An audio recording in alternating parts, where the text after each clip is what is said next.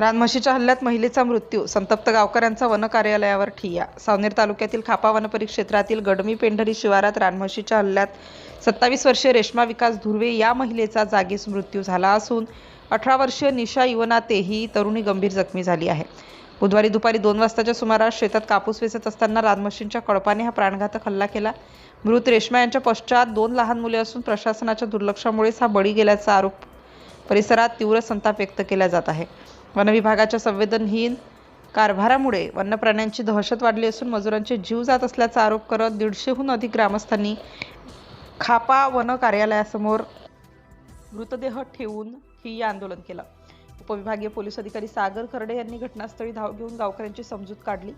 वनपरिक्षेत्र अधिकारी विजय गंगावणे यांनी मृत महिलेच्या कुटुंबाला 25 लाख रुपयांची आर्थिक मदत आणि जखमीच्या उपचाराचा संपूर्ण खर्च देण्याचे आश्वासन दिले।